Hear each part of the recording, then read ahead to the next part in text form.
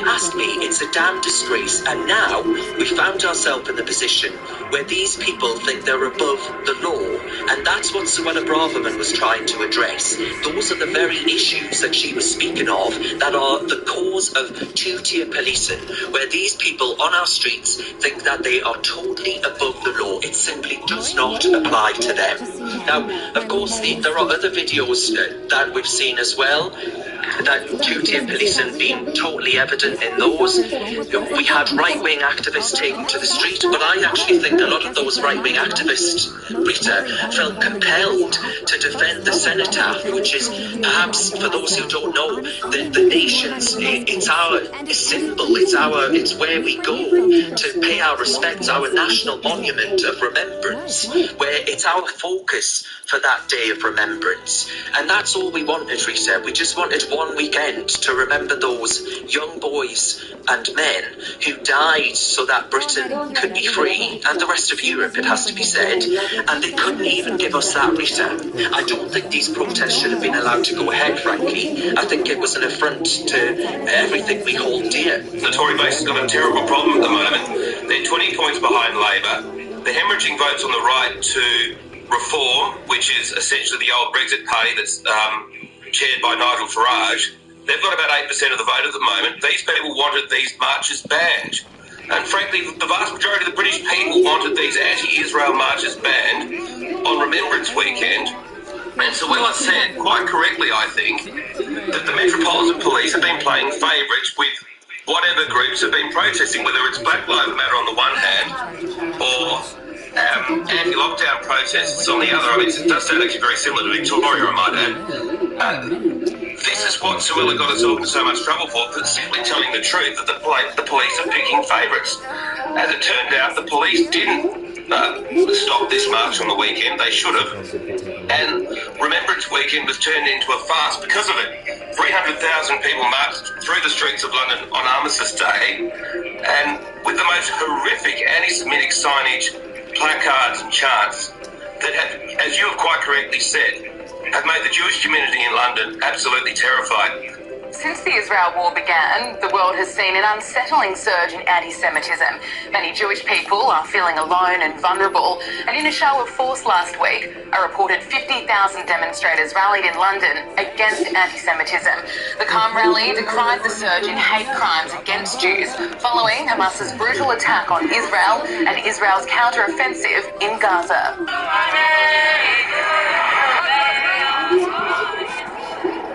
The rally wasn't without controversy. Former English Defence League leader Tommy Robinson was arrested and pepper sprayed by Metropolitan Police during the demonstration. Who am I causing long distress? And this man is a trader and a report of Israel has been arrested for. Who am I causing long distress? Just listen to the It's okay. Stand by my watch now. Sorry, officer, but I have a job and I believe in freedom of the press.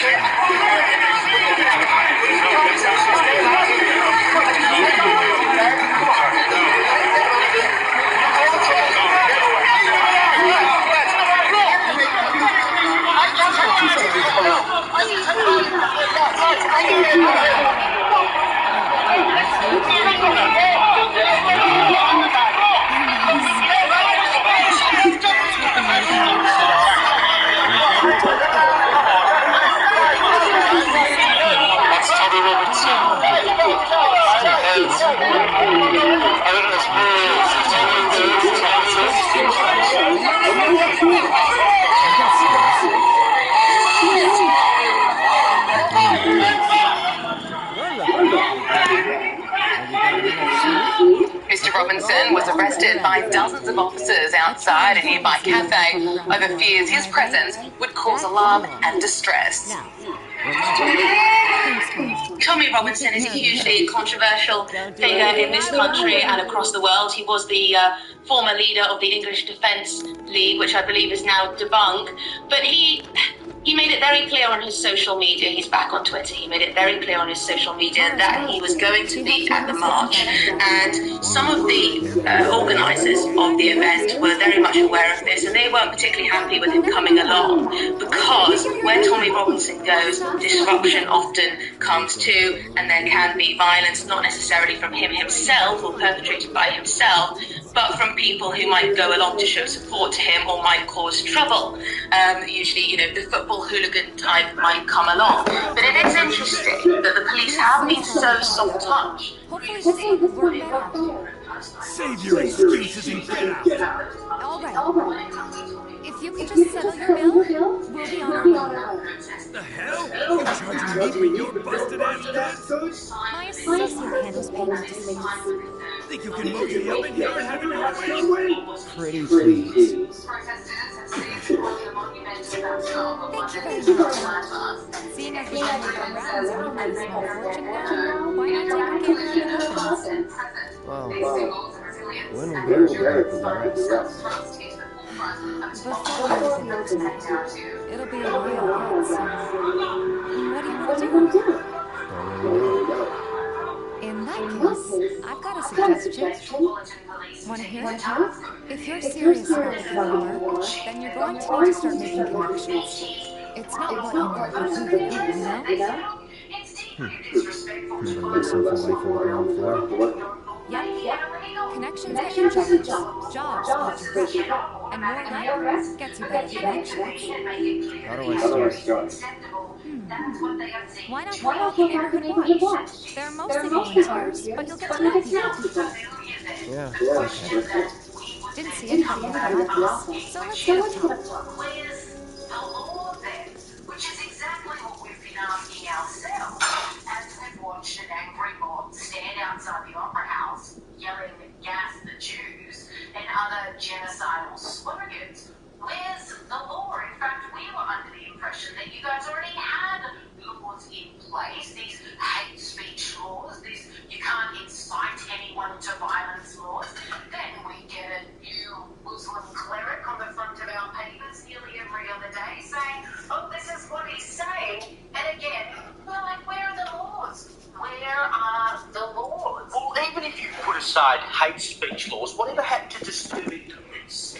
Like, surely climbing a wall be classified as disturbing the peace. I don't buy for a minute that there isn't a law those coppers could not have found to justify arresting those people. I mean, could you climb any other public monument or any other public building and not be taken down and taken away for, at the very least, your own safety? I refuse to believe that they could not have arrested. I think at the end of the day, it's the same point that we've kept coming back to over the last few weeks, which is they are afraid. They don't want to start an all-out war with these people because they know they are outnumbered. Worse, the protesters know the police are outnumbered, and that would turn into potentially a bloodbath.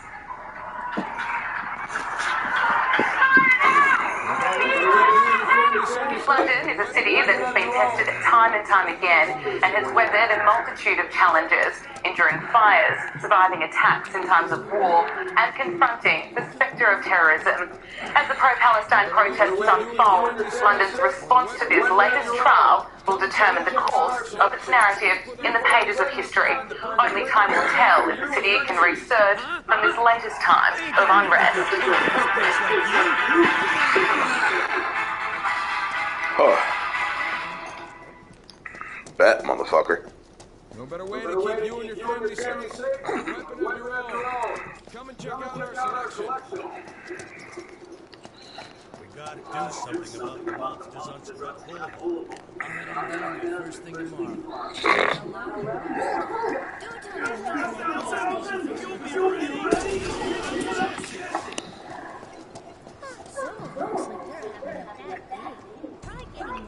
Huh. Didn't know you were holding down the fort.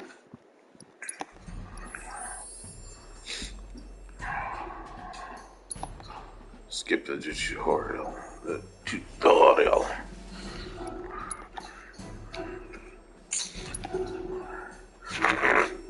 It's NSP.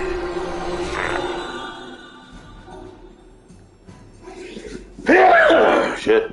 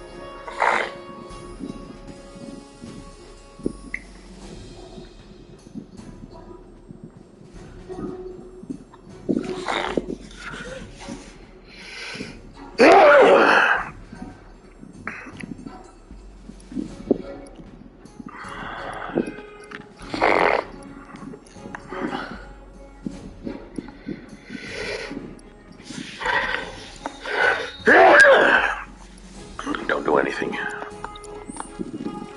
All set? Needless to say, you'll have to try it out to appreciate the difference. Thanks.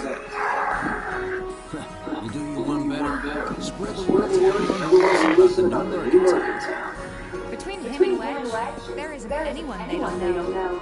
I'll march through the streets singing your praises, even on an empty stomach.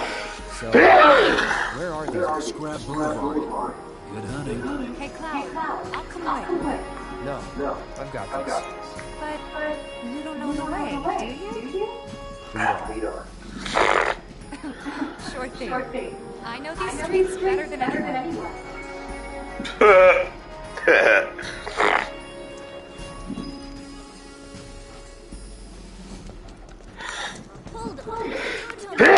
Shit. Fucking hell. Scrap Boulevard is our best. Past the barricades, supposed to keep the monsters out. Anyway, we should be here just in case. Searching for candidates. We're doing our best.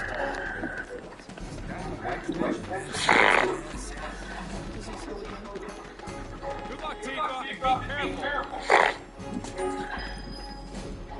Here's Scrap. I can see why monsters will feel right at home. The more we pile up, the more they show up.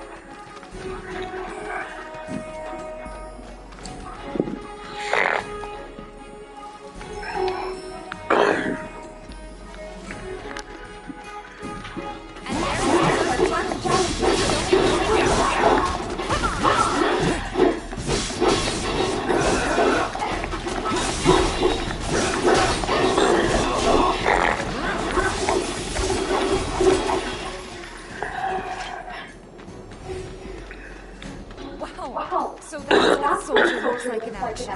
This was just a warning. Let's keep at it.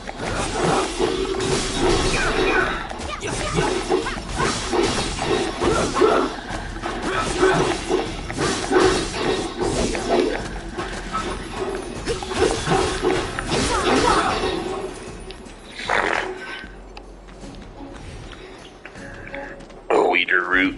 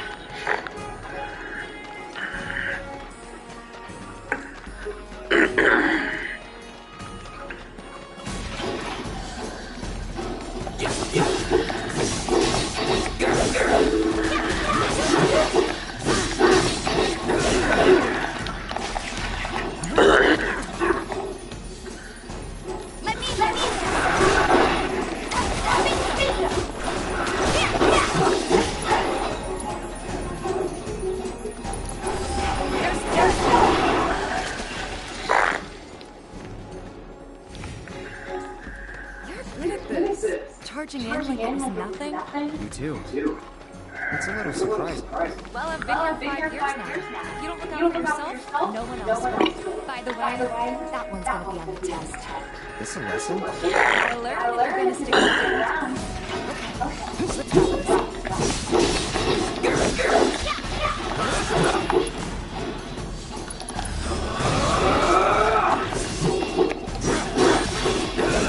Don't overdo it. I got this. There.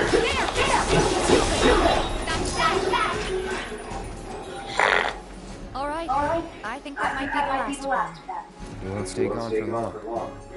Of course not. Even so, folks will be grateful for the peace and quiet in the meantime. A win's a win, you know? True. Trust me, it'll do wonders for your record. Right. Check in with Vince and Lev.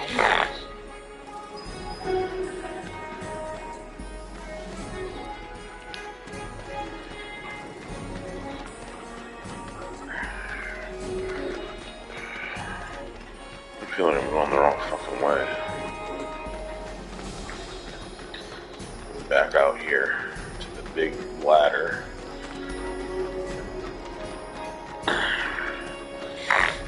There you have that way.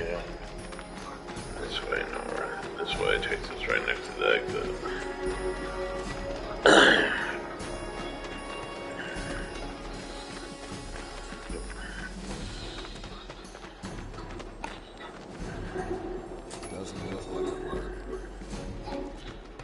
There's a giant fucking sword on his back. He doesn't look like a merc.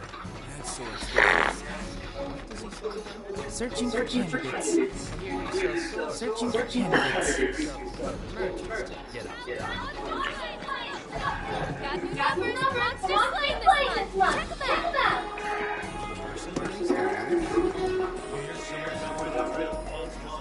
Back already? Got it. Hey, before we get back to it, why don't you check out the weapons? No need. Come on, the dude's probably heard all about you by now. Might treat you better. I don't know about that. You hear someone got rid of the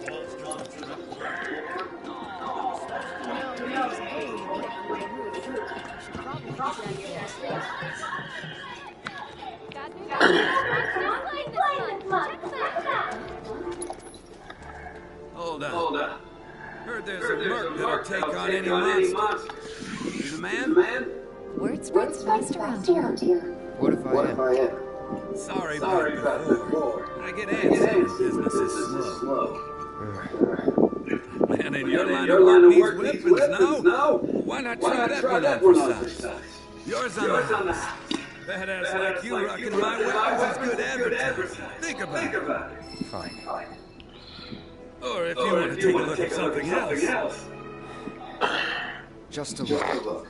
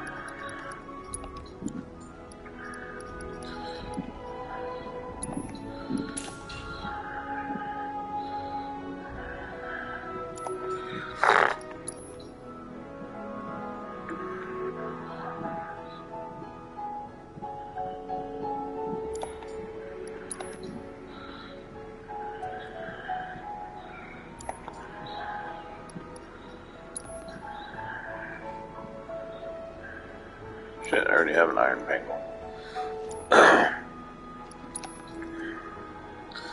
So yeah. Accessories.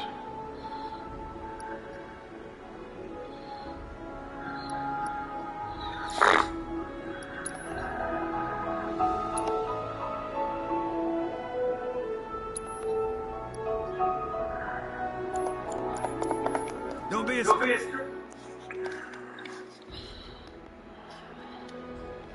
Since you've got yourself a new weapon, let's see if we can't put it to good use. Come on. Let's go chat up one. Who? The guy who tracks all the requests that come to the watch. You never know. Could toss some work your way. Where's he at?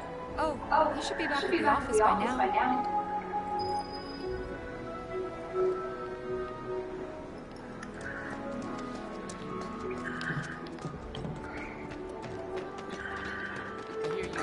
Searching for candidates. Hey there, Tifa. You need a helping hand? Actually, I wanted to introduce you to an old friend of mine. This is Cloud. He's a merc. You don't say. Well, we're always on the lookout for experienced fighters to help us deal with the bigger critters. I'll take on anything for the right price. Experienced and lucky, huh? If it's a challenge you want, I might have a few good ones. Your clients can fill you in on the details. Prove yourself with these jobs, and I'll see if I can't find you some more. Thanks.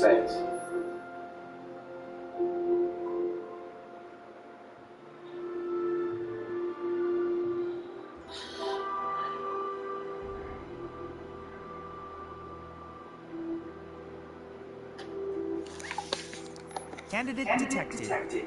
Performing physical analysis. Sizable weapon. Excellent cardiovascular health and impressive lung capacity. Perfectly balanced muscle and bone structure. An optimal candidate. My name is Chadley. I'm an intern for Shinra's Research and Development Division. I hope you'll be interested in helping me with my research. Please accept this as a down payment. I would like you to set that assess materia in your equipment and use it to gather intelligence in battle. This data will help me to develop new types of materia. I'm not interested in working for Shinra. You should know that I work actively to undermine Shinra's efforts. I'm sure you of all people can appreciate the tremendous power of materia, as well as how it might be wielded against your corporate enemies. And if you later decide that I'm not worthy of your trust, you can do what you do best. I will hold you to that. Excellent! Then we shall work together so long as you deem fit. Once you've completed your task, please return and report to me.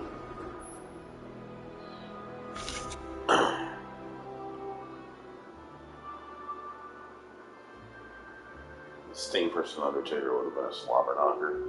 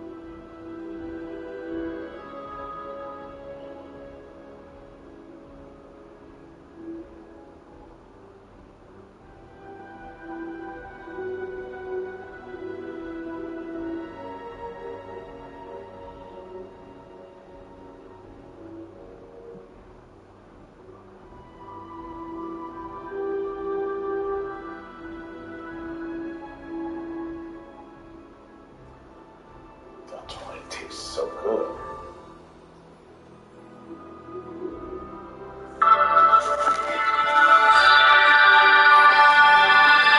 Hey guys, welcome to the Liberal Hive Mind. I'm just gonna say it. If you are living in a media manufactured bubble, you are living in a fantasy. If you subject yourself to the mainstream media and accept what they say...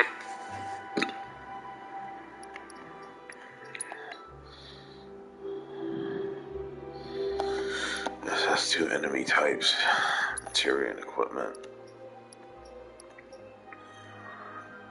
Titty fuck.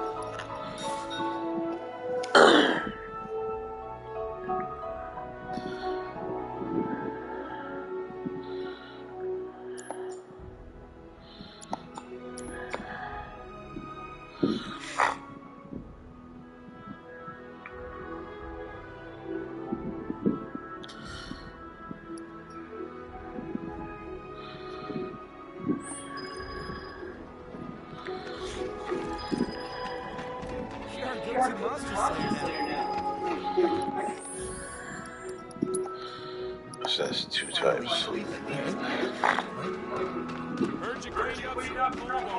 Nice job, buddy. Keep up the good work, Tifa.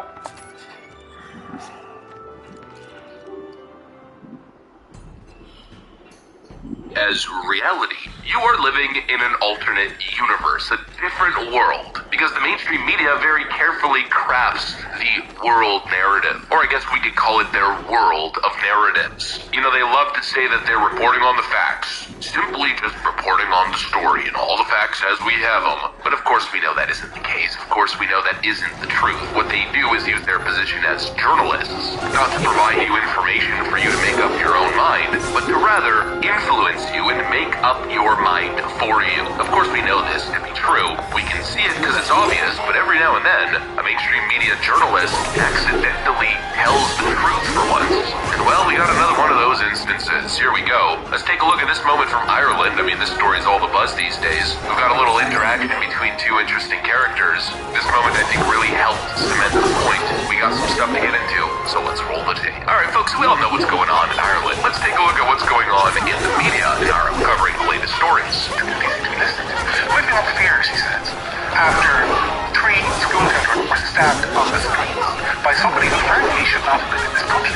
Should not have, let me finish the point. An Irish citizen, yes, but somebody who was reported by John Mooney in the Sunday Times, came here in the year 2000, was issued with a deportation officer. And appealed it successfully and was made an Irish citizen. And according to Sunday Independent, has never worked a day in his life. And it's not the first instance. Let me finish this point. Ryan Casey, the boyfriend of Ashley Murphy, asked a very reasonable question in court in his victim impact statement when he said, how did somebody... She didn't cover it when it happened, so don't cut it off now. We did actually. I just want to go back.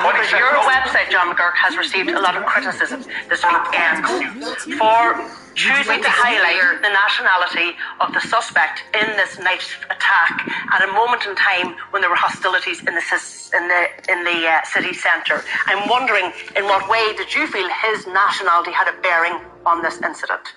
It was entirely relevant because, as subsequent facts have shown, he was somebody who came here, was given citizenship after being issued with the deportation order, and has never, according to the Sunday Independent, worked a day in his life. It is relevant because of what happened with Joseph Puska, what happened in Sligo with Yusuf Palani. It is further relevant, I would say. I mean, it's fascinating that I'm being asked this question because no one is saying the story was untrue. Essentially, the story... No, I didn't say it was untrue. I asked you what its relevance was. Essentially, the position now seems to have gone from, we're worried about misinformation, disinformation, to all of a sudden you can no longer report true information, or you're whipping up fear. And so I would question, you're a fellow journalist, we're discussing journalism. I would question you, what power do you have? Together, we can harness any journalist to decide what facts the public should or should not. I'm not saying they have. What they do have, John McGurk, is responsibility. That's what journalists have. Not to overheat and already not to overheat situation. Explain an already complicated situation. That's the responsibility. Think of each job as an opportunity, not to make money, but to build connections. It's not what you want to do. You remember that. Okay, I want to let you respond to that. She said the quiet part out loud. Her job as a journalist, according to her, is to present information in a way that leads to a certain outcome that is preferred based on her worldview. Does that sound like journalism to you? That does not sound like journalism. That sounds like propaganda. You know, I don't think this person is evil or bad, although it's possible that they are. I just think there's a certain level of naivete. I think we have so many journalism students and graduates these days who have been convinced that that's their job as journalists, to present a narrative rather than present the facts and simply present a story. Your job as a journalist is to simply report on the facts, not report on the facts that you deem appropriate or report on the facts that you don't find controversial.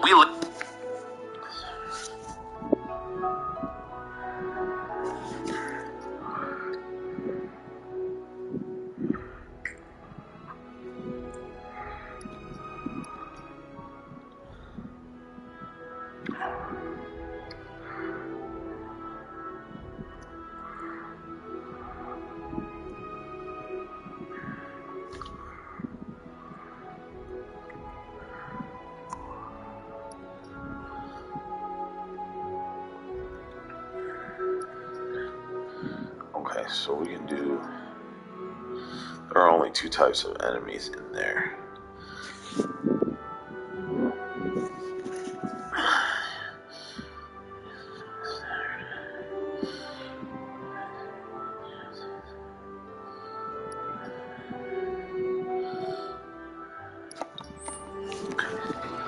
So let's go back over here.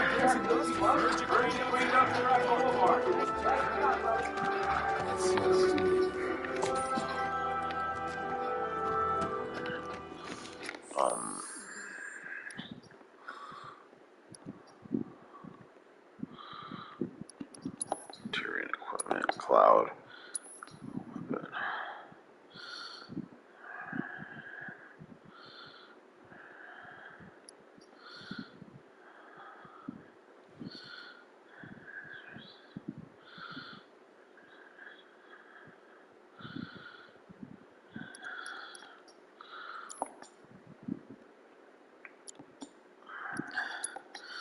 I think the main thing is Tifa.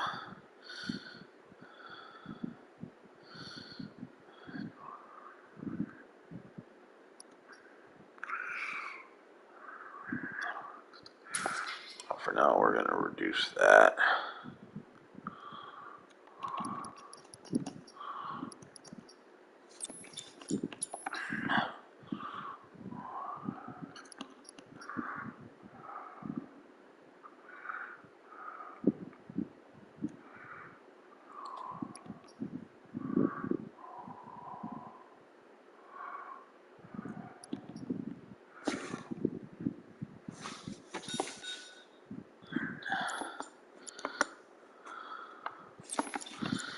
Forgot about this.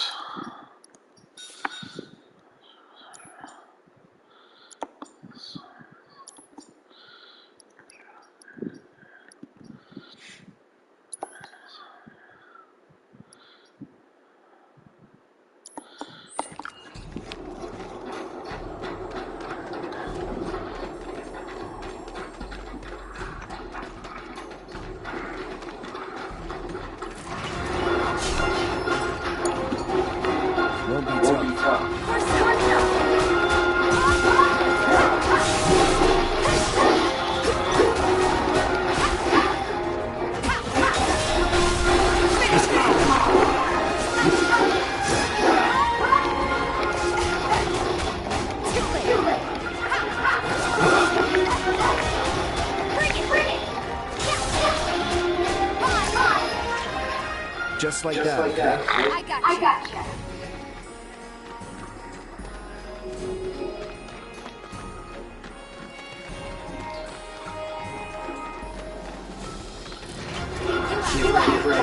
Keep it together.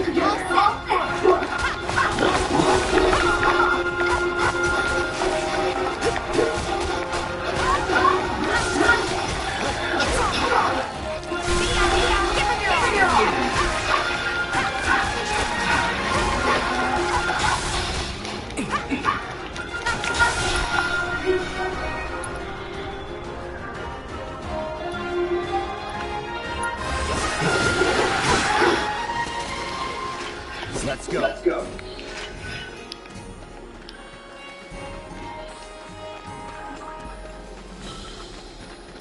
This won't take long.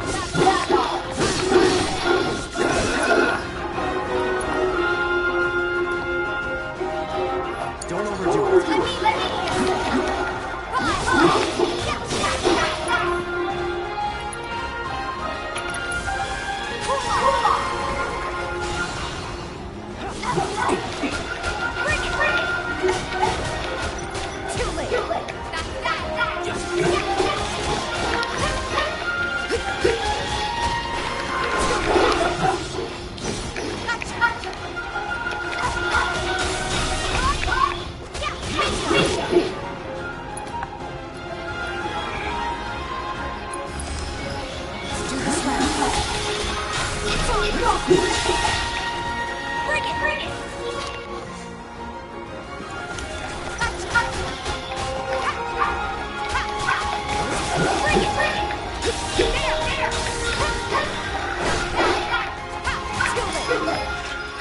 Would kill for a shower.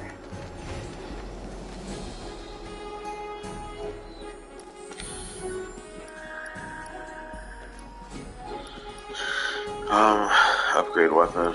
Yes. Tifa.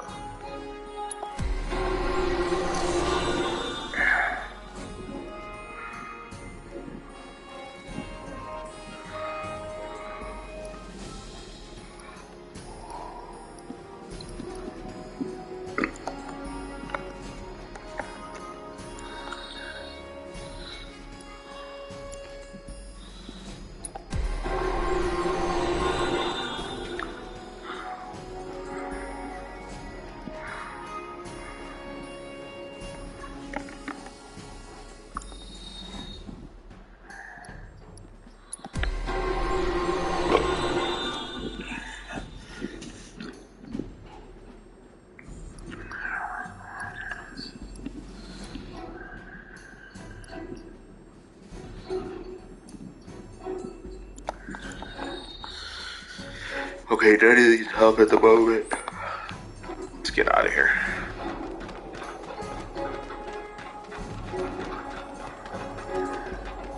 Easy.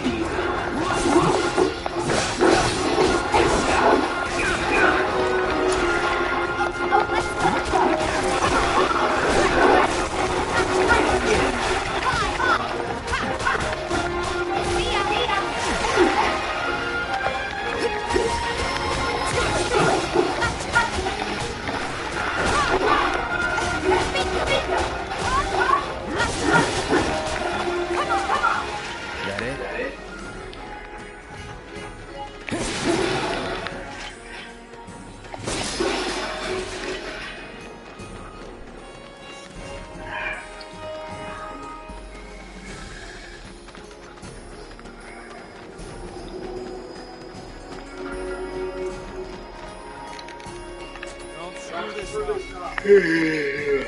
Let's go back to Chadley. Wood material.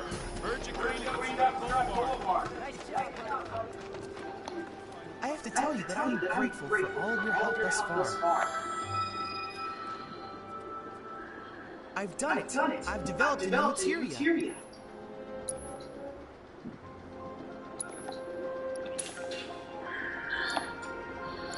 I look forward to receiving all of your future battle intel submissions.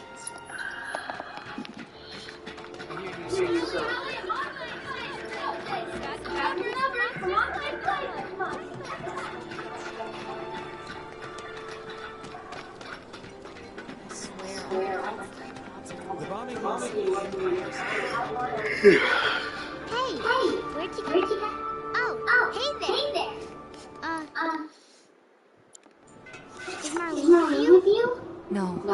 In the era of, I'm just gonna say it, it's gonna be a little bit offensive to people, but it's just what it is. It's female journalism. There's too much emotion, too much political correctness, too much avoiding controversial topics and avoiding unfortunate realities, attempting to bury them, attempting to hide the reality for something that's more palatable, for something that's more acceptable, for some la-di-da latte liberalism, some make-believe feels-good utopia nonsense instead of the facts. This lady presents herself as a journalist, but she's anything but. She's deciding what facts are relevant to the audience. She asked the man in the clip, well, why is his identity or his nationality relevant? Well, why wouldn't it be? Who are you to make that decision for the audience? You know, that's what these people don't seem to understand. It's a level of narcissism where they believe their position as journalists is to protect people or groups of people from the public rather than just reporting on the facts. Nobody wants you to protect us. It's a nice thought, and I try not to attribute malice as much as I can. It's a nice thought, and maybe it comes from a good position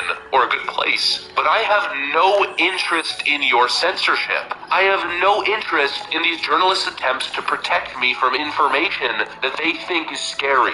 Not interested. I want to know the truth. I want to know exactly what happened. I want to know all details. But of course, the leftoids don't want us to know all the details, because then their worldview starts to collapse. Why is this individual's identity relevant? Or his nationality relevant? Well, maybe because people are trying to paint him as just another Irish national, but actually he was an Algerian immigrant who had received a deportation order on multiple occasions, supposedly won in court, but had never actually worked a day in his life. A man who lived 20 years in Ireland on the taxpayer dime, never actually getting a job. Don't you think we ought to be asking ourselves the question, why? Why should people be granted the ability to immigrate, in many cases illegally, unwilling to work, unwilling to contribute, unwilling to assimilate, and then given every benefit, including citizenship, taxpayer-funded welfare lifestyle, only to develop some sort of animosity or hatred, terroristic intent in the first place? Yeah, you know, maybe that's a system that isn't working, maybe that's a system that's failing the people, and the people have the right to question it. They have the right to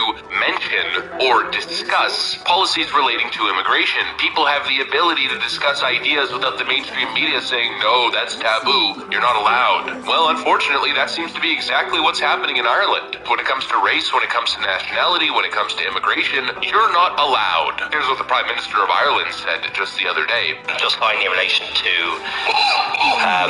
the terrible events that occurred on Parnell Square on Thursday, you know, I really would ask people to try and avoid connecting crime with migration.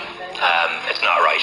he would really ask people to try to avoid connecting crime with migration. It's not right, is it? I'm pretty sure it's quite right, considering we're seeing a massive surge in crime across the European Union, not just in Ireland, directly correlated with the increase in migration and illegal migration from particular regions of the world. I'm pretty sure migration and crime are correlated to a certain extent, but it makes the Prime Minister of Ireland feel bad, therefore you're not allowed. It makes the female latte liberal journalist feel bad because of open borders and my utopia liberal secular vision of the world. But again, just because it makes you feel bad doesn't mean it's not a relevant topic of discussion and doesn't mean it's not a problem. And now, of course, the Irish government's taking it to a whole other level, attempting to ban people from speaking and posting memes that are anti-immigration. It's an absolute farce. Ireland has become, I'd say, a laughingstock across the globe. It's becoming the modern-day, real-world example of why you shouldn't go woke. And well, the woke journalists, they're doing what they usually do, exposing themselves as massive liars, frauds, and globalist propagandists. Anyways, that's what I got for you guys. Hopefully you enjoyed this video. If you did, make sure to leave a like and possibly subscribe to the channel. Thanks for watching, friends, and I will see you on the next one.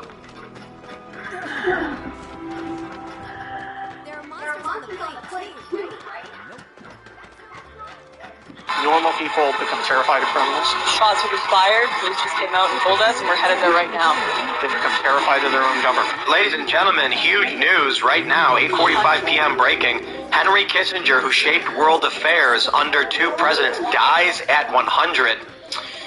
If we were on the members-only show, I'd have a lot more to say, but we'll save it for the members-only show. I have a special statement for everybody when we start the members-only show, but for now we'll keep it professional. So, Jack, you were saying? No, I was going to say there was an interview that he gave recently.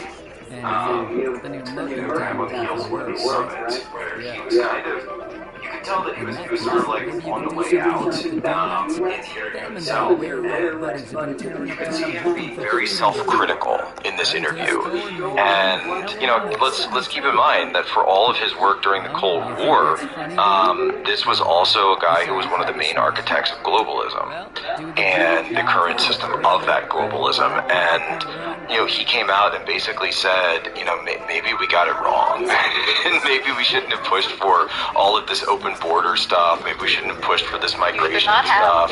Maybe we should have realized that countries do have security concerns, and the John Mearsheimers of the world he didn't say all this, but it's clearly what he was referring to, because you could see that he was reflecting, I think, on and I remember I was at Davos where in 2022 where Kissinger came up and gave this huge speech blaming NATO for the NATO expansion on the war in Ukraine, and it was suddenly like, wait, Kissinger of all people is coming out saying these things, and it's almost like, it's like towards the end as you can see the light fading, him kind of going back and maybe re-examining some of his steps and realizing that they probably weren't the best moves. You know the meme where it's Death playing the crane game? The first thing that popped in my head. And he keeps going. Literally the first thing that popped in my head. He's like, Norm Macdonald, is Henry Kissinger even in this thing? Well, now someone can finally make it of him just going, Kissinger, got him. That's it. So what do you think Norm's going to say to Kissinger when they meet? Dude, I can't believe it. This guy was so evil, man. Henry Kissinger, a scholar, a statesman, and celebrity diplomat who wielded unparalleled power over U.S. foreign policy throughout the administrations of Nixon and Gerald Ford, who for decades afterward, and a consultant writer, proffered opinions that shaped global politics and business, died November 29th at his home in Connecticut. He was 100. Look, I never liked celebrating death. People dying is always bad. I wish he wasn't such a nasty, nasty guy. I can say, however, regardless of however you feel about it, the world will be better off, unfortunately. I'm trying to be very nice, but there's just some people I cannot. He's a bad guy. He's a very, very bad guy. He's got quotes that will make you throw up, this dude. There's this article from Indy 100 that says is Henry Kissinger dead? Twitter account is tired of waiting for him to die. This is from 2022. And they were like, we didn't think this would be such a long-term commitment. I think it's kind of funny. I think there were a lot of people who were not expecting this, but I don't know. Here it is. Is Henry Kissinger, did Kissinger die? And no, still no. And then 10 minutes ago, yes. 12, already up to 12,000 retweets. Wow. He's been doing it for 2 years. That's wild. Wow. There you Look, go. dude, he's an architect for so much foreign policy garbage, foreign intervention, nation building, disgusting racist comments. I mean, this dude is just. I could not imagine that.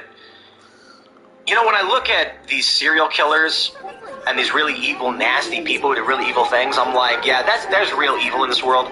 When I look at Kissinger, I'm like, but he was smarter about how he went about the awful things he did so he could maintain power while he did it.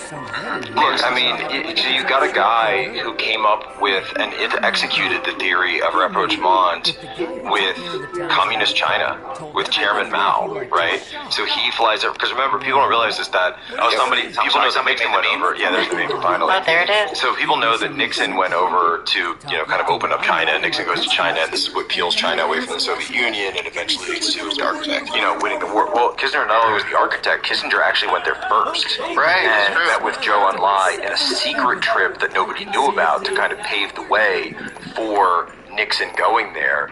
And so, Tim, to your point, it takes a very cold, just unemotional, unfeeling mind to come up with the idea of, I'm going to sit down with Chairman Mao, probably one of the most murderous men to ever walk the face of the earth, but it's going to help us politically. Because they look at us like chickens. We are just chickens to lay eggs for them to harvest. So they're not thinking about you and your family, the pain and suffering you go through. They don't care about what happens to your friends who died mysteriously in their sleep. They don't want to answer any of those questions, and they don't care. That's why these people are disgusting and evil. These are the sociopaths who fight for political power, gain political power, and this is the corruption we need to weed out of our government, and we can do it, and I think we're winning, and I'm happy to see it. Every day there are more and more victories, and every day there are more and more signs that we are headed towards something better. Yeah. So I'm glad. Again, I don't like ever, no matter who it is, having a celebration of some death, because the reality is the dude should have been a better person. Life is precious, even someone as awful as him. But you have to recognize sometimes there are people that cause too much destruction, and so at the very least we can be like, well, I'm not gonna cheer for his death, but I am gonna be like, the world is gonna be better off without his foreign policy ideas and all that. Yeah, Is Trump and but the responded? legacy of anything is still there, right? Even if he's dead, the impact of the decisions he made will still feel. It's true, but I'm hoping we get a good Trumpian statement where he was like, sad day hearing Henry Kissinger died. He was a great man who did atrocious things and evil, and and he never knowing Trump would be like, and he never supported me, he never once came in, and my favorite all-time one of Trump responding to someone's death, which of course obviously the RBG one is now just it has become its own thing. It's actually overshadowed anything that Ruth Bader Ginsburg did in her entire life. Is Trump's reaction to the news of her death. And but there's right after Trump got elected, and Tim, as you say, sort of the psychic energy, as Young called it, the world spirit, this idea that what's the phrase, the unconscious, the collective unconscious, Collective unconscious. That he is my fourth show of the day.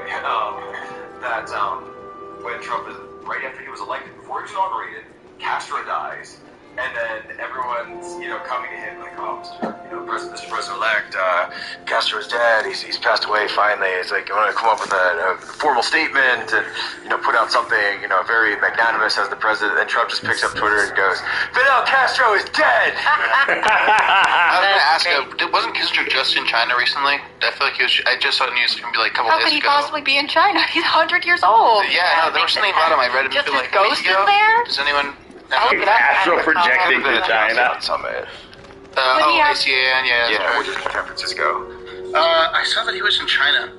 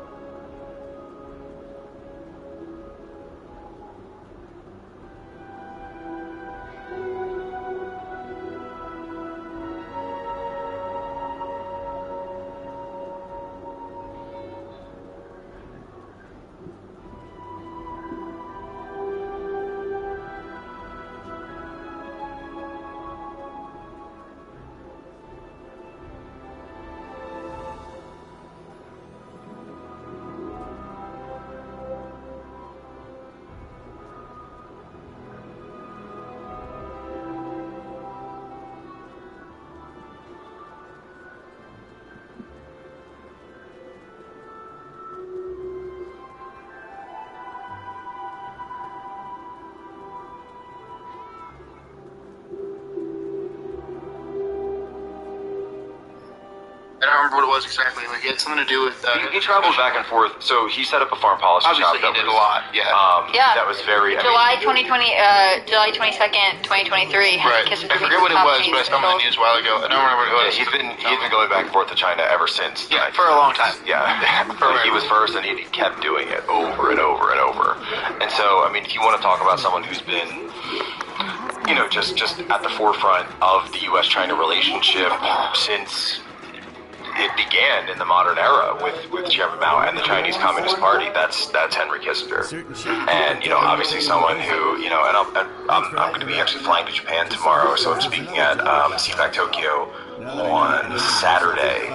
So I'm sure this will be kind of cast a different angle on a lot of the topics that we discussed, because when we're really looking at the system that we have now, the relationships, even the multilateral alliances that the United States has in East Asia, the security alliances, it really was Kissinger who played a huge part in setting this all up. I just messaged Cassandra. She was like, "What's going on? What did I miss?" And then she said, The people who hate war are like, wow. Well, I trying to be very professional. The people who hate war are probably jumping up and down, dancing on their tables right now. Why? Because I heard the reverse thing. Yeah, the tankies people are who like hate war. Yeah. The tankies went like full. Alright, it's Fast 9, the voice probably. The tankies are like fully orgasmic right now. Yeah. Fully. Yeah. That's wild, man. Seeing Trump win was, and we were talking about this earlier actually, what everybody remembers the day, everyone remembers where they were when Trump won. It was wild, right? We were talking about that. Yeah, everybody was crying. I was hanging out with Cassandra, and Cassandra was crying. But she was crying for a different reason. She was crying tears of joy.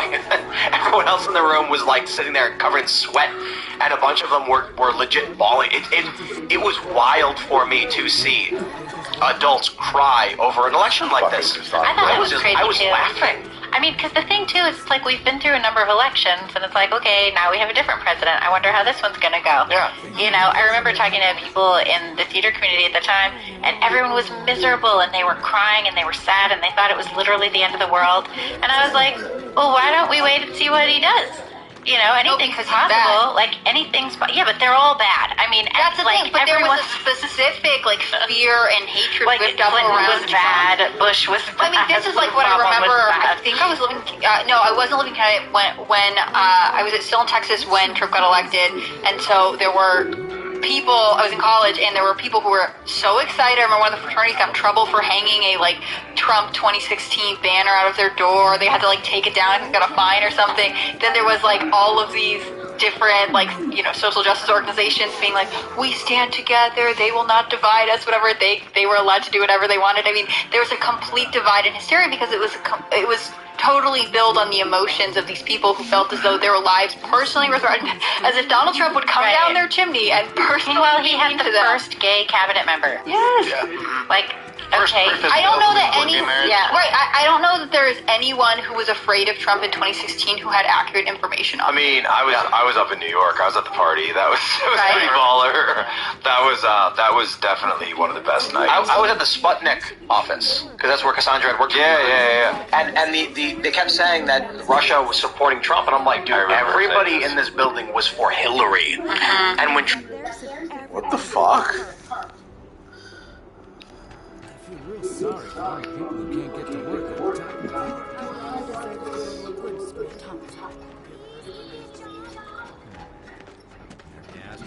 You can't hide forever, Orange.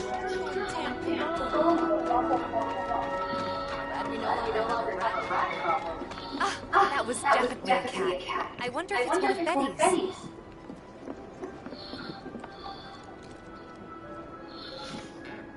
One, they were losing it. It was wild that night. I just never forget when the New York Times had that probability meter that was greater than 99% for Hillary, and it slowly started to move. I remember when it hit 50%, and people started being like, no. Cassandra's sitting there like, oh my God. And then I remember when it was greater than 99 for Trump, and there was a lot of crying. But Cassandra's the only one crying praise for Joel. Yeah, I remember watching it at like whatever after midnight. And like some like Democrat I knew was feeling, well, but Pennsylvania maybe, and everyone else is like, no, it's over. Like it's over. So that night, that day, I had been working and doing live streams all around Philadelphia, and actually ran into James O'Keefe at one point. Like a funny story about that. Maybe we'll reveal it sometime. But just now. I'd want to talk to James first. If it's so funny, just tell us live right now. Well, because he was in the middle of doing one of the things, so I don't want to. I don't want to break his OPSEC, so I'm not going to do that. But I'm a middle child. What can I say? we realized that. I remember I was driving around looking for the after work rush in Philly. So that was when you would really get your major Philadelphia vote out, would always come in the after work rush. So usually when people vote on election day, you get, it comes in 3 tranches. This is before, this is like when we actually have like real elections. Right. Like the crazy, what a quaint time. The crazy gaga that we have now, that we call an election, which is really just a ballot count. And in Philly, you're pulling the levers. So this is, early morning, so pre-work, then lunchtime, then there's a huge dead time, and then there's the after-work rush. The after-work rush never came. I went to North Philly, I went to West Philly, I went to South Philly. It just never happened. And I said, Philadelphia doesn't have a rush. Trump's going to win Pennsylvania. Trump wins Pennsylvania. He's going to be the president. So if you're at the 30th Street Station, bought a ticket right at the spot, or on the spot. Up to New York. Thanks for watching this clip from the Timcast IRL podcast. Hang out with us live Monday through Friday at 8 p.m. and become a member over at timcast.com for uncensored, members-only shows exclusive. Thanks for hanging out. We'll see you all next time.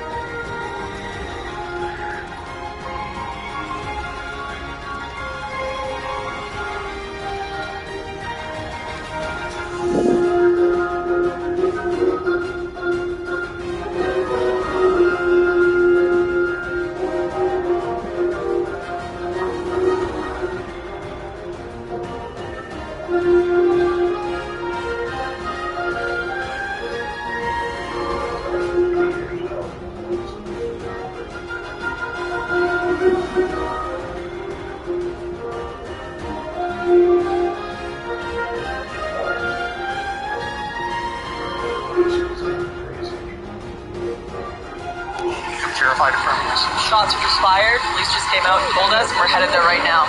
They've become terrified of their own government. We have the story. Is China's mystery pneumonia sweeping Europe? Netherlands sees alarming surge in similar illness among children as terrifying video shows hazmat-clad workers in China disinfecting schools. I keep seeing people say, don't fall for it, as we're getting more and more data of a strange respiratory illness. Well, now they're gonna make sure that children are a vector of it. Because last time children were not a vector. Yeah, can you overlay Trump's poll numbers over this Right. part? Actually, I think we actually can. Do we have? No, right here. Oh, wait, hold on. Trump's poll lead expands with Biden losing Black and Hispanic support. Well, you get the general idea.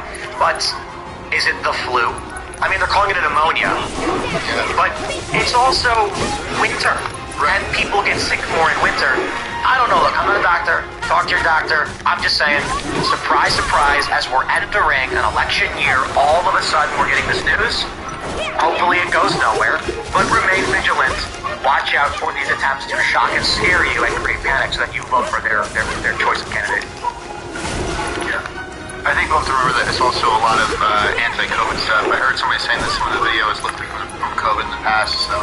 Some of the videos? Yeah, some of the videos like eating, disinfecting, and stuff like that would look in the past, because not a lot of media comes out of China unless it comes out of the China Post. Just like when CBS posted video of the hospital in New York, but it was But numerous agencies did that for months. They kept showing the same thing over and over. Same thing, man. Same thing. That's okay, so here's... Look, often when I'm reading the news, I can imagine possible scenarios when it comes to polling. Like, Moody's will come out and say the economy is doing so poorly, Biden's going to lose by this margin, and I'm imagining what happens. I cannot visualize what happens with Joe Biden. Oh no. I mean, he can't be the candidate. They've got to get rid of him, but what do? Do they act like he's going to be the nominee and then abruptly at the convention just announce Gavin Newsom? Well, also, we have, right now, the likely nominee from both parties are beyond the average life expectancy of an American man.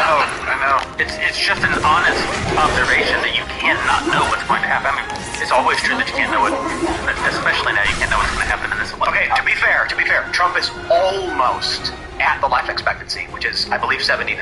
Yeah. And Biden is dropping the life expectancy for American men. I'm not saying that means a whole lot when he's a year and a half away from the average life expectancy, but I can't picture Biden getting... Oh, wait, no, I'm sorry. No, Jeremy was correct. It went down. So the latest... It's like 73, I think. So the last time we checked, it was actually 78, 79, and the latest numbers are now 77.28. So, in fact, you are correct, sir. Trump is 77. I can't imagine Biden in the White House at all. I still can't. But I wonder if it's going to be him bowing out, and they're going to play like this valiant way of him leaving. Like, oh, it's a noble thing to do. He stepped down. We're going to get, or does something bad It's got to be a heart attack. Or do they play the tragedy card, which is what a lot of people in government love to do. So it's got do it a lot. It's got to be a heart attack or something. Yeah. I don't know. Or they just prop him up and keep it going. When McConnell's still there. Yeah, but he can't win. But he's still there. Gotta say, I've never seen a show. What you're saying, Joe Biden can't win? Joe Biden can't win. No, I don't think Curiosity. I think he can win, yeah. Okay, let me say this. As of right now, all data indicates Biden will not win. Yep. There's a lot of reasons why he can win. I'm just saying. I think that it has been, thus far, it has been a great asset, not a liability, that Joe Biden is nearly dead.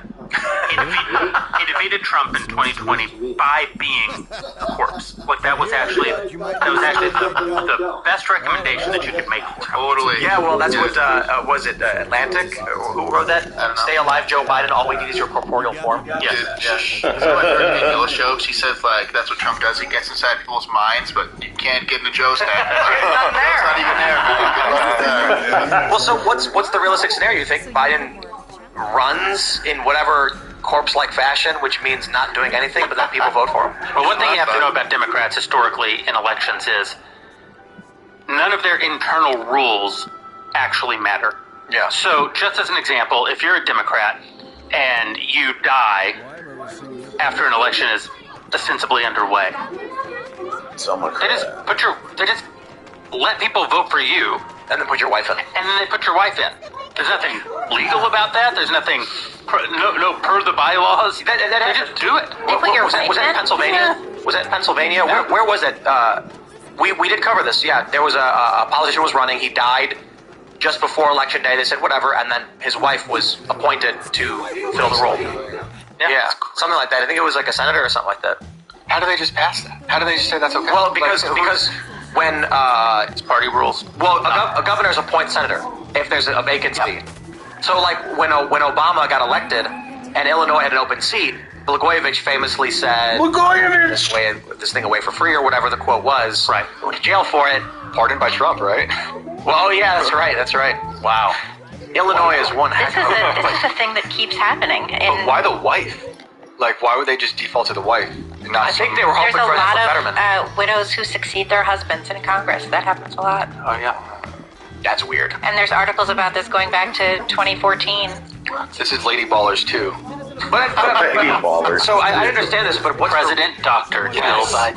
Right. What's the scenario then? This is my point. I can understand what you're saying. The rules don't matter.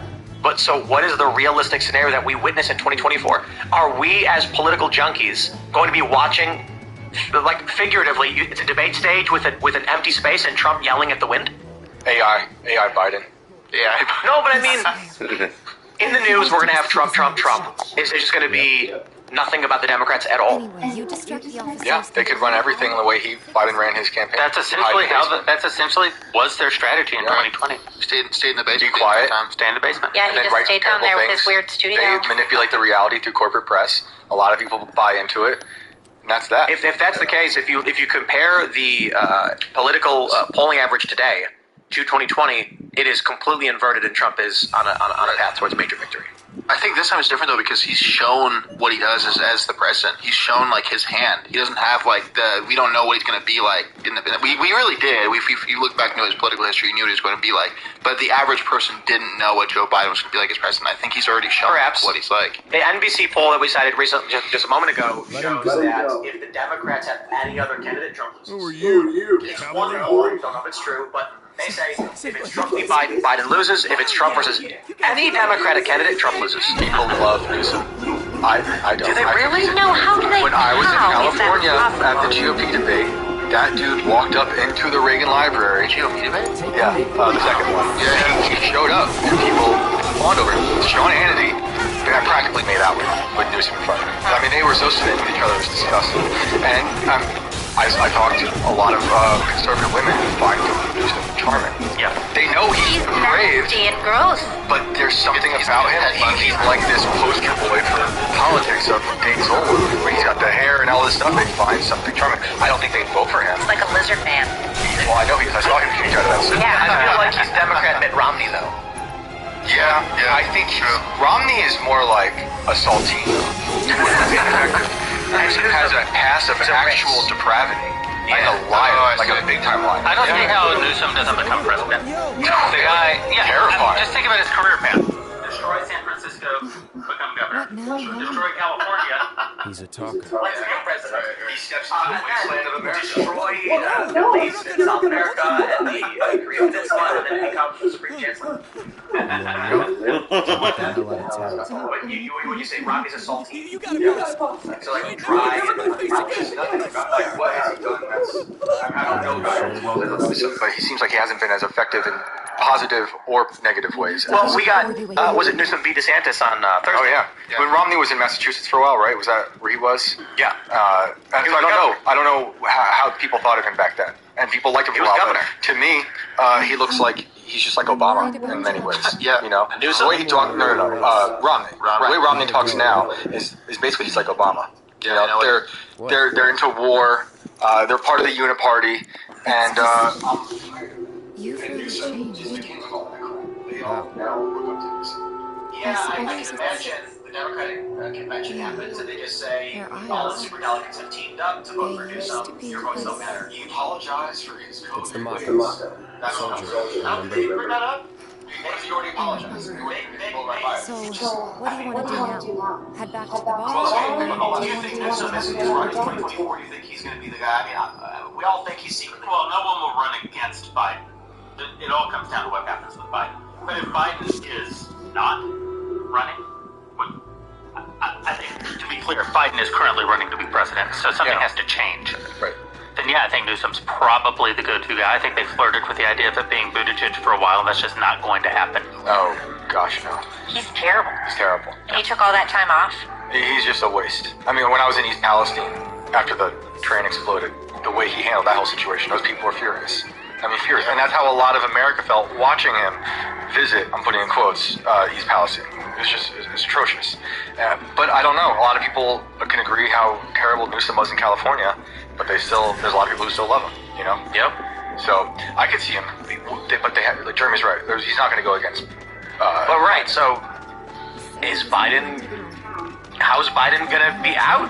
Well, Biden has even said Gavin Newsom could have my job. Yeah. You know, And they're not he going to said that have just Kamala. recently. Yeah. Well, nobody likes Kamala. Nobody liked Kamala when she was running. What was it? She got like, she had 3% of the vote before she dropped out of the primary. Yeah. Like she was trash and everyone knows it. Yep. She's also the one who is essentially responsible in part for this whole border thing. She was supposed to be in charge of it.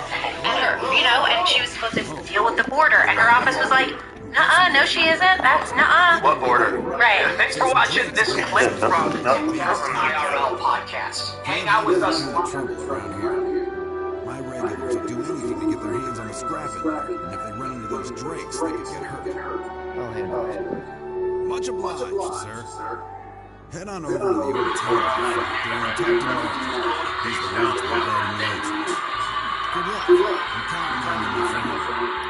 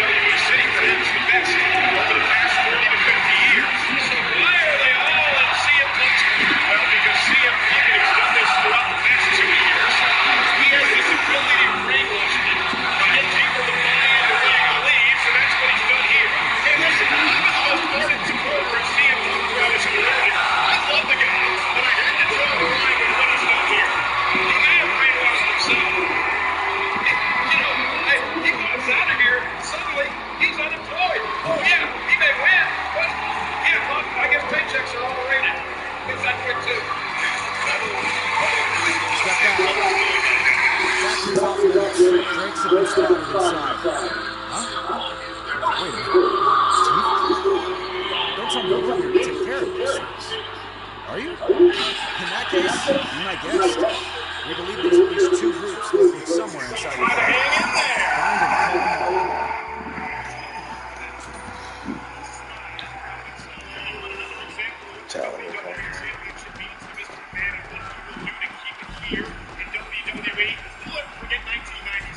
Survivor Series. The fact that Mr. McMahon screwed Bret Hart out of the WWE title on that night because of Bret Hart wanting to leave the company with the championship to go to WCW.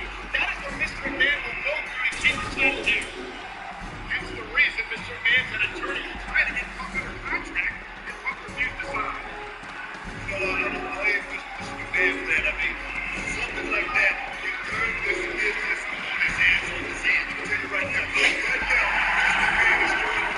If this is what you want, I'll stop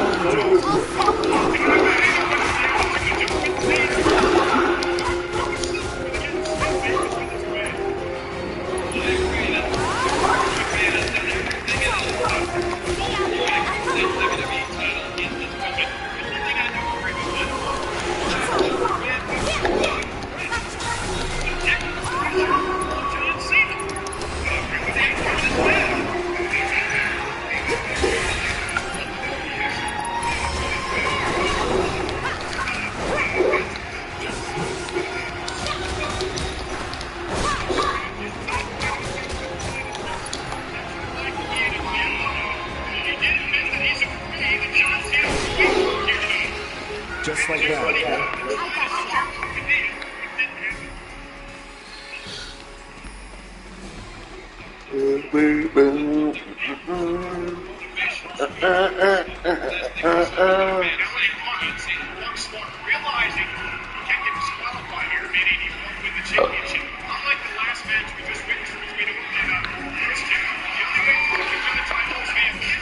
Orton here's the move.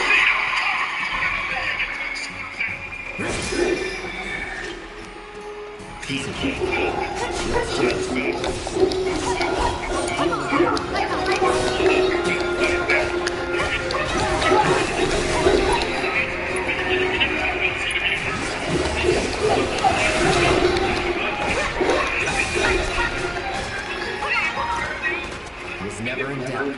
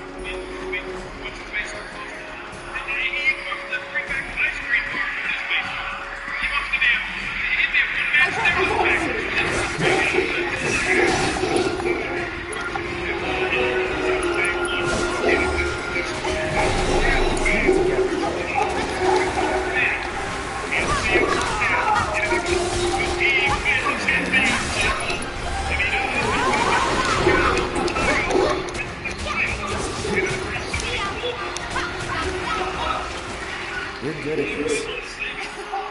Told you so.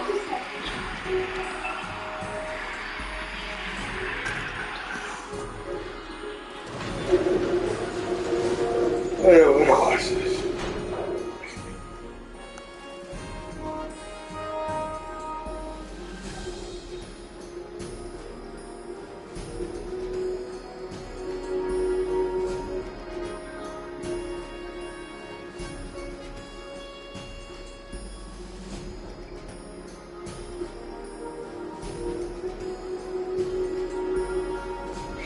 Weaponization Committee hearing, independent journalists Michael Schellenberger and Matt Taibbi worked overtime in an effort to explain to skeptical Democrats how coordinated censorship between U.S. government officials and social media companies is a flagrant constitutional violation. Now, the Democrats' chief cynic was New York's Dan Goldman, who tried out a neat new trick. to redefine the First Amendment. Part of the operation was to change the terms of service. So you see them constantly trying to change the terms of service. You see them, it was 35% of the URLs that were spread to EIP were labeled, removed, or soft blocked. That's all forms of censorship. But censorship is not just penalty. But 65% were not. So how can the government be so coercive? Is the First Amendment that's about power for the coercing government? Does the First Amendment say the government can censor? Time for the devil as they're not censoring. They're flagging in the social media companies. Under only action, 35% of the First Amendment. It's not the First Amendment. It's the terms of service, as you said, and they are flagging it for the social media companies to make their own decisions. That is not the First Amendment. That is the terms of service. Congressman, you're an attorney. You know about jobs. And I know that it's on appeal in front of the Supreme Court right now. Is that thing correct? That was the thing that got to the heart of the issue. Joining me now, Ohio Congressman Jim Jordan, Chair of the House Committee on Implementation and Taibbi, witness and thereby take Mr. Coleman today. All right. Matt, you mentioned something interesting in the hearing, which was fascinating to us. Now, the fact that free speech used to be just something we completely agreed upon as an American ideal.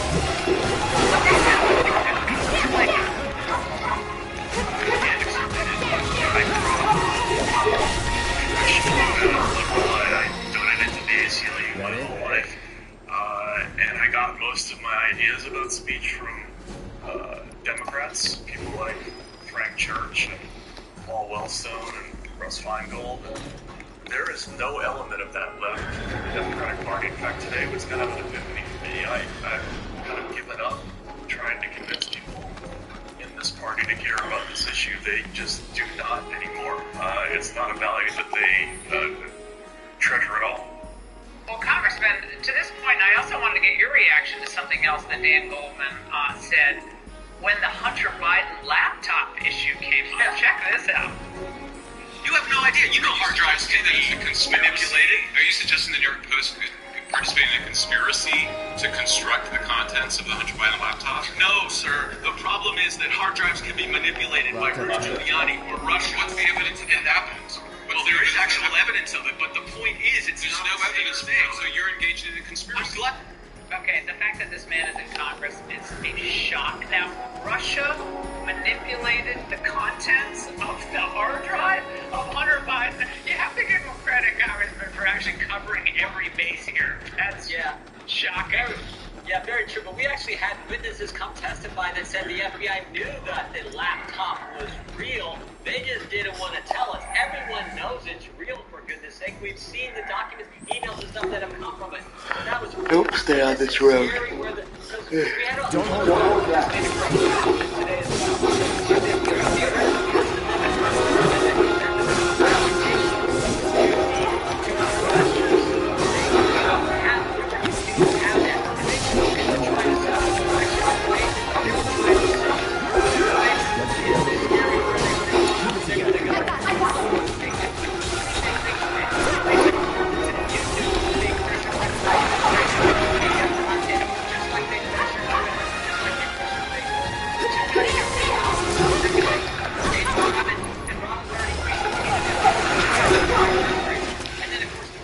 Keep those gloves up. Sure. 35% of taking down posts and stuff, 35% censorship is still censorship.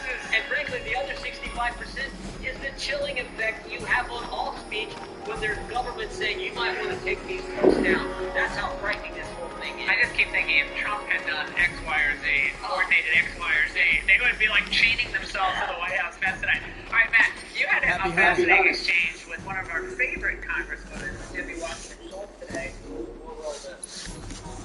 Should social media companies allow rape and murder to be live streamed by terrorists on their platforms Hell yeah. to create fear and incite violence? I believe that would violate their terms of service. So your answer is no. It should not. They should not be allowed to do that. Live stream rape and murder? No, I think that would count as speech that would be prohibited under their country. Good. You do have absolutist policies. I do not have absolutist. I do not. Please don't interrupt me. A Homeland Security official echoed your opinion. Here we are. You must be tired. Same as you, I guess. Could use a little something to take the edge off, right?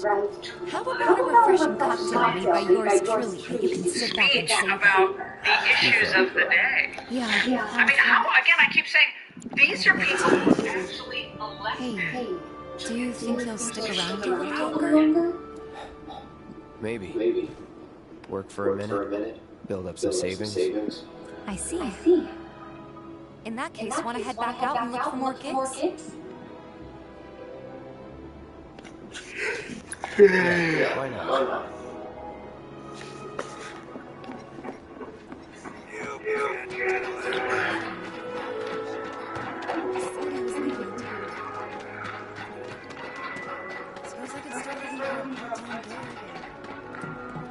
Actually, I think after this, I'm done for now, right? Got rid of those drakes in the factory, did you? What a relief. I can't wait to give my regulars the good news. You're the real deal, all right. Keep it up, and I can see you going far as a merc in this town. I've worked with my fair share of players, so believe me when I say that I know what I'm talking about. Anyway, you're needed over at the Pillar. Apparently another flying bastard stirring up trouble. Bet you can't get enough of this, eh? Well... No, I get it. If you're good at something, might as well make it your living. May not know you. I know a man who's found his calling when I see one. Keep at it. I switch out my stock every so often, so drop by when you're in the neighborhood, huh?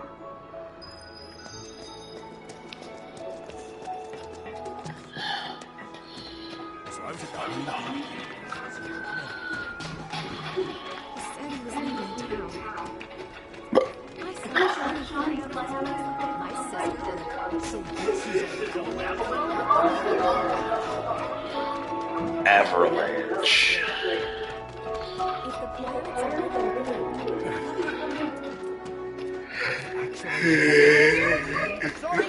Outside our jurisdiction. Tifa, you won't believe this. A cerulean drake flew in from a train graveyard, but these two clowns refuse to get off their butts and do anything about it. Hey, is that? It is you, the new Merc.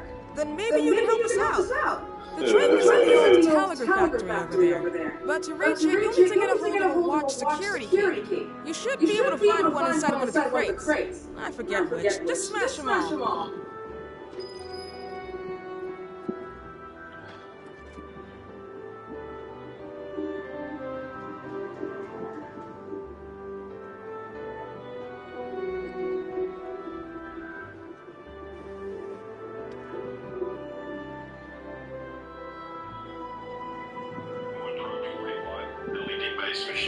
And their P2 CO2-based machine that is fully enclosed. This kind of marries those two machines together.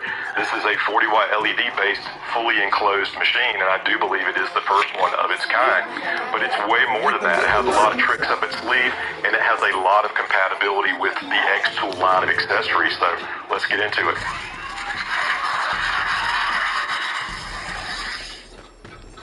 Alright, so let's quickly run down the specs before we get into the nitty-gritty of what I love about this machine. So, it's fully enclosed, kind of already alluded to that. This is a fire-resistant shell that it's in. It has the transparent lid that allows you to see what's going on. This is kind of the laser filter to kind of help protect your eyes. So, you don't necessarily need the goggles. It has the active smoke exhaust on it. It has flame detection built into it, so that if a fire were to break out, the machine will shut down and stop processing the job.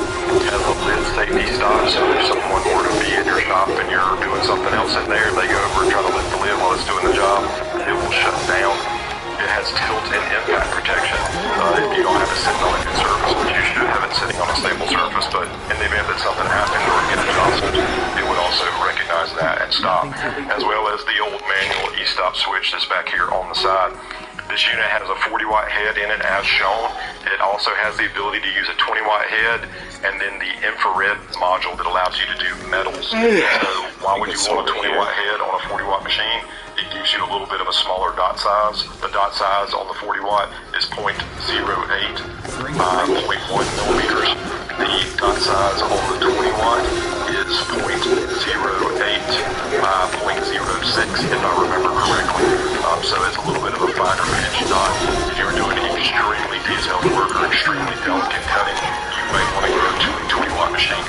smaller dot size, so that's nice. Advertised speed of 600 millimeters per second, and it does it more safely than most according to the marketing material. We have a new positioning method. We have a better positioning than a camera. We have a local visualization in the software, and we have autofocus. I will touch on those 4 things momentarily later in the video because very interesting indeed. This can do curved surfaces as well. That was kind of the same as the P2. That's kind of a carryover into this machine.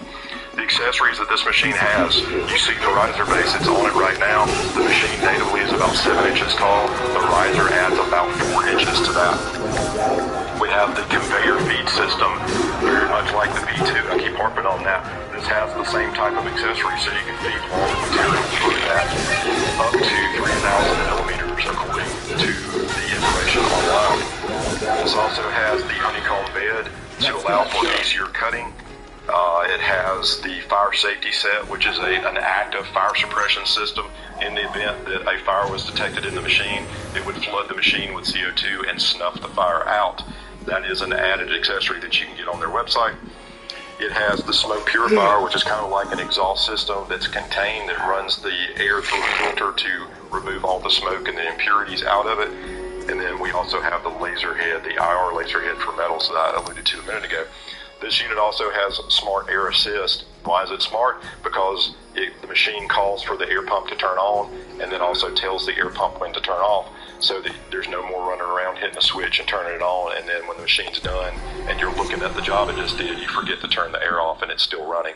So this takes care of that for you. Something I've been asking for any manufacturer for a long time, and it's on the X tool now, which is fantastic. This unit works with XCS.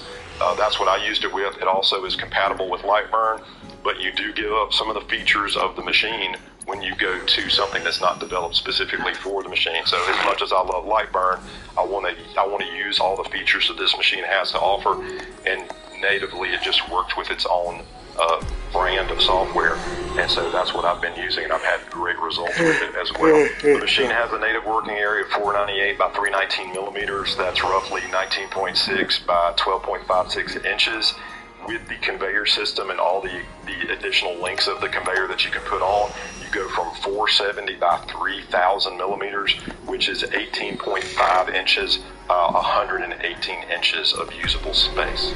All right, so let's quickly kind of take a walk around the machine and talk about some of the features and some of the differences that we haven't seen before on any of the X-Tool products. So as I said, this is a fully enclosed 40-watt LED-based machine. It has the ability to use different heads. So not only can it use a 40-watt head, but you can use a 20-watt head. David, why would you want to do that? Well, the 20-watt head has a little finer dot size of the laser. This one is 0.08 millimeters by 0.1 millimeters, so it's a little bit larger than most, but again, it's 40 watts, and it's the aggregation of 8 different laser beams, so it's kind of expected that it would be a little bit larger. So the 20-watt version gives you a tighter beam, which is 0.08 by 0.06. So if you were doing very intricate work, a 20-watt might be something that you would want to put in this machine, and there is that option. There is also the option to add the infrared laser that allows you to do precious metals and other metals with the infrared spectrum, and that also is an accessory that you can put in this machine. So it's very versatile from that standpoint. And that's a differentiator from the P2. The P2 only does CO2 laser, and so you're limited to those types of materials. This one gives you a little bit more flexibility at a lower price point, so that's good. Some of the other accessories that I'm showing on this, the base model is basically from here up. It's roughly 7 inches tall. We have the riser base, which adds 4 inches of depth approximately, and that allows us to use the rotaries that X-Tool has, as well as laser engraved thicker things like a thick cutting board or a piece of artwork or something like that. And so this all metal bottom end, or the riser base, has doors on the front and the back. Why would you need that? That's because this machine also has the conveyor system like the P2 does, so that you can do much larger work pieces as they feed through the machine, going in the front, coming out the back. So that's a nice add. Again, very in line with the P2 machine as far as the accessories go. Another accessory that you may not be able to see in the shot is that we have the honeycomb table in this unit. Much like the P2, much like the honeycomb for the D1 Pro, This one also has that ability with the magnetic hold-down clamps that just slide down into the honeycomb bed. And this is helpful when you're doing cutting jobs because it allows the laser to work more freely, it allows the smoke to vent out the bottom while it's cutting, which gives you a better result, less overburn, less smoke on the back of the part. The honeycomb is an accessory of the machine, but they also include these nice little kind of triangular aluminum extrusions that you can lay down on the pan that is the standard bottom of this machine to still allow you to do cutting without having to use the honeycomb bed. If you're doing production work or you're doing very delicate stuff that you need to hold down in case the air that the machine puts out tries to move it, then the honeycomb is probably the way to go. If you're doing heavier items that the air assist won't shift around, then the slats that they include with the machine should be more than adequate to allow you to freely cut without the added expense of the honeycomb. But the honeycomb is an option. All right, so I flipped the machine around so we could take a look at the back. So we'll just walk through this. What we have is the on-off power button here. We have the power in. We have a USB-C connector that goes to a standard USB connector on the PC side or the laptop side. We have this little thing that looks like a key symbol, and this is a key. This is a safety precaution. So if you had small children around and you didn't want them